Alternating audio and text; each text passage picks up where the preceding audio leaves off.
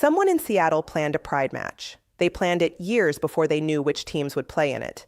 They planned it because June 26th falls during Seattle's annual Pride Festival, and because the city that would be hosting a World Cup match on that date wanted to celebrate the values it considers central to its identity as a community: inclusion, diversity, the specific kind of welcome that Seattle has spent decades building a reputation for extending to everyone who comes through its doors.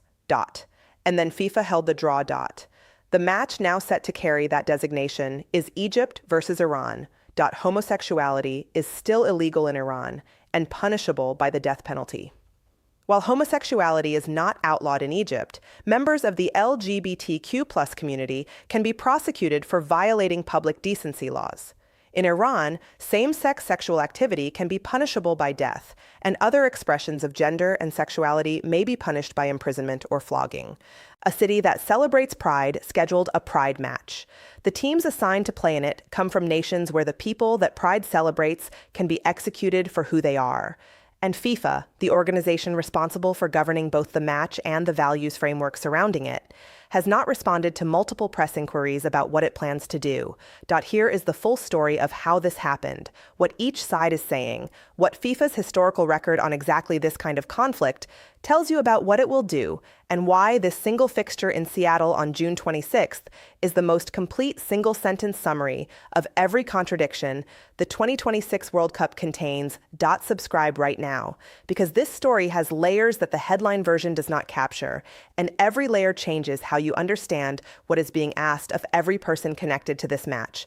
Drop a comment telling us whose position you think deserves more respect in this specific conflict, because this question genuinely does not have a simple answer, and the complexity is exactly what makes it matter. Part 1. How the Pride match was created and why nobody anticipated the problem. The 2026 World Cup plans have been in progress for years, and games like the June 26th match in Seattle have long been on the schedule. But organizers did not know which teams would play in the game until this past Saturday, after FIFA held a draw to determine which teams would play in each group. This is the specific institutional reality that produced the situation nobody planned for. Seattle's organizing committee did not choose Egypt versus Iran for the Pride match. They chose a date that coincided with their city's annual Pride Festival, a date that had been on the World Cup match schedule for years before any team had been assigned to play on it. They built a celebration around that date based on the city's values and the timing of existing community events. And then FIFA's draw assigned Egypt and Iran to that date, while assigning Belgium and New Zealand, two nations where same-sex marriage is legal, to play each other in nearby Vancouver on the same day. FIFA did not respond to an inquiry about whether the two games could be switched. The simplest available solution to the situation the draw created, switching the Seattle and Vancouver fixtures so that Belgium and New Zealand play in Seattle on June 26th and Egypt and Iran play in Vancouver, has been available since the moment the draw was held. FIFA has not publicly addressed whether that switch is possible or why it has not occurred. The silence on the scheduling question is the first of several silences in this story that tell you more than the statements do. Part 2. What Egypt and Iran formally said. In a statement released Tuesday, the Egyptian Football Association said it categorically rejects the holding of any activities related to supporting homosexuality during the June 26th match. The association has sent a formal letter to FIFA asking them to take action to avoid including activities that could provoke cultural and religious sensitivities among fans at the Seattle game. The president of Iran's Football Federation, Mehdi Taj, criticized scheduling the match during an interview aired on state television late Monday. Both Egypt and we have objected because this is an unreasonable and illogical move that essentially signals support for a particular group. And we must definitely address this point, Taj said. State TV on Tuesday confirmed a complaint would be sent to FIFA. Taj said Iran would bring up the issue during a FIFA Council meeting in Qatar next week. The longest-serving member of the 37-person council chaired by FIFA President Gianni Infantino is Egypt's Hani Abu Rida. That last detail is worth pausing on. The longest-serving member of the FIFA Council, the body that will be asked to address Iran's formal complaint about the Pride match, is Egypt's representative. The nation that filed the formal complaint objecting to the match's pride branding has its representative as the longest-serving member of the institutional body that will respond to that complaint. The structural relationship between Egypt's institutional position inside FIFA's governance and Egypt's specific objection to the Seattle match is not a conspiracy. It is an institutional reality that shapes how the complaint will be received and processed. Part 3. What Seattle said and what it is still planning. The concept was to host activities such as an art competition, which celebrate creativity, inclusion, and the vibrant spirit of Seattle's LGBTQ plus community. There are no particular plans for any pride activities inside the stadium, which would fall under FIFA's control. But Seattle World Cup 26 says the plans are for outside the arena and throughout the city. In a statement sent to CNN on Wednesday, a spokesperson for Seattle's organizing committee said the planned activities will still be going ahead, adding that it was their role to prepare their city to host the matches and manage the city experience outside of Seattle Stadium. Football has a unique power to unite people across borders, cultures, and beliefs. Hannah Tadessa, Vice President of Communications for Seattle FWC 26, said. The Pacific Northwest is home to one of the nation's largest Iranian-American communities, a thriving Egyptian diaspora, and rich communities, representing all nations we're hosting in Seattle. We're committed to ensuring all residents and visitors experience the warmth, respect, and dignity that defines our region. Seattle's position is specific, and it deserves to be stated clearly. The Pride activities are planned for outside the stadium and throughout the city, not inside the venue where FIFA's rules govern what can be displayed. The city is not asking Egypt or Iran to participate in Pride celebrations. It is not placing rainbow flags inside the stadium. It is hosting a football match on a date that coincides with its own city's annual festival and continuing that festival in the city's public spaces, as it does every year, regardless of what sporting events are scheduled. The question of whether that constitutes forcing Egypt and Iran to be associated with Pride celebrations against their will is the question at the center of the conflict. Seattle's answer is no. The celebrations are the city's own. They exist independently of the football. Egypt and Iran's answer is also no, but in the opposite direction. The branding of the match as the Pride match, regardless of where the activities physically occur, associates their nations with a celebration of something their governments criminalize. Part 4. The FIFA double standard that this situation has exposed. Ironically, FIFA itself spent years trying to avoid exactly these kinds of political and cultural confrontations.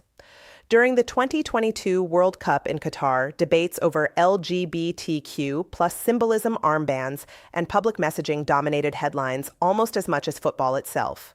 7 European nations, including England, Wales, Germany, and the Netherlands, abandoned their One Love armband campaign after FIFA threatened strict sporting sanctions, forcing captains to either not wear it or risk an on-field booking.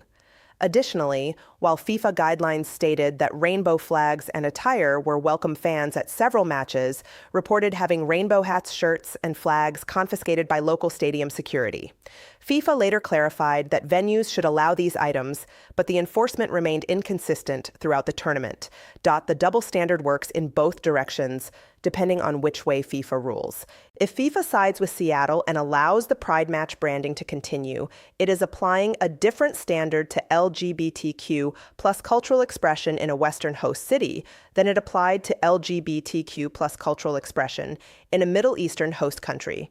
If FIFA sides with Egypt and Iran and asks Seattle to remove the Pride branding, it is applying the same cultural deference it showed Qatar in 2022 to nations whose laws criminalize the communities Seattle's Pride Festival celebrates.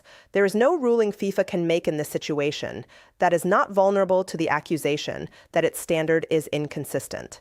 The inconsistency is baked into the institutional record that Qatar 2022 created, and that the Seattle 2026 situation is now forcing FIFA to confront from the opposite direction. Part 5. The human beings caught in the middle. Every institutional conflict of this kind has human beings inside it whose lives are more directly affected by its resolution than any federation's official position. The human beings inside the Seattle Pride match conflict are not the federation presidents issuing statements or the FIFA officials declining to comment.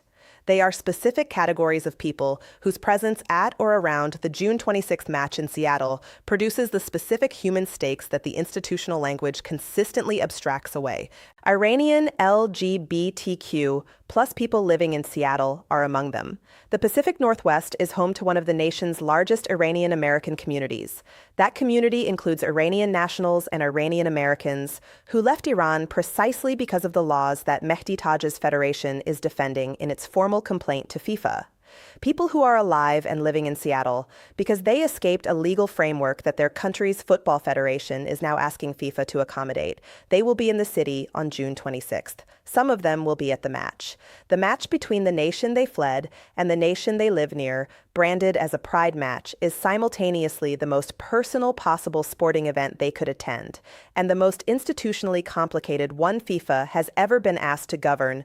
Egyptian LGBTQ plus people living in Seattle are among them too.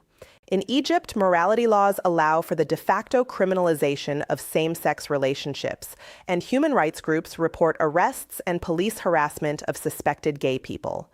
The Egyptian diaspora in the Pacific Northwest includes people who understand from direct personal experience what the Egyptian Football Association's categorical rejection of homosexuality-related activities represents. For the people those activities are designed to celebrate, the Iranian and Egyptian players competing in the match are also among them. They did not design their country's laws. They did not file the formal complaints. They are footballers who qualified for a World Cup and have been assigned to play a group stage match in a city that is celebrating something their governments criminalize. They will walk out onto that pitch on June 26th carrying a weight that has nothing to do with football and that no amount of pre-match tactical preparation addresses. Part 6. What FIFA will almost certainly do and why it will satisfy nobody. FIFA's historical response to cultural conflicts of this kind follows a specific pattern. It issues a statement affirming its commitment to human rights and its commitment to respecting all cultures simultaneously. It draws a line between what happens inside the stadium, which FIFA controls and where its rules apply, and what happens outside the stadium, which is the host city's responsibility. It declines to change the scheduling. It declines to explicitly endorse either side's position. And it waits for the match to happen and the controversy to move on to the next news cycle.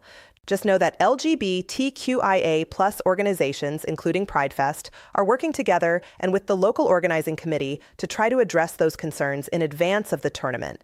The addressing of concerns is the FIFA language for a process that produces face-saving adjustments for both sides without resolving the underlying conflict. The Pride activities outside the stadium continue because Seattle's commitment to its own values is not something FIFA has the authority to override. The Pride branding inside the stadium is managed in ways that FIFA can present as consistent with its human rights framework without being characterized as explicit endorsement of a position that Egypt and Iran have formally objected to. The formal complaints are acknowledged without being upheld in their specific demands. Nobody gets what they actually want. FIFA avoids the ruling that would expose its double standard most clearly. And the human beings whose lives are most directly connected to the conflict that the institutional statements are dancing around watch a football match happen in the middle of a cultural conflict that the institutions responsible for it were never equipped to resolve. The uncomfortable reality is that much of the world does not share the social worldview now dominant in American and Western European urban centers. That does not excuse repression, discrimination, or persecution. Iran's horrific treatment of LGBTQ plus individuals deserves condemnation. That framing from the Times of Israel is the most honest single paragraph available about the specific difficulty of this situation. Both things it says are true simultaneously. The world does not share a single set of values on this question, and the specific laws that Iran's federation is defending in its FIFA complaint produce outcomes, executions, imprisonment, flogging, for the people those laws target that deserve to be called what they are, regardless of the cultural relativism that the institutional conflict invites. Drop your comment right now. Do you think Seattle should remove the Pride Match branding out of respect for Egypt and Iran's cultural and religious values? Or do you think the city has the right to celebrate its own values on its own streets, regardless of which teams are playing?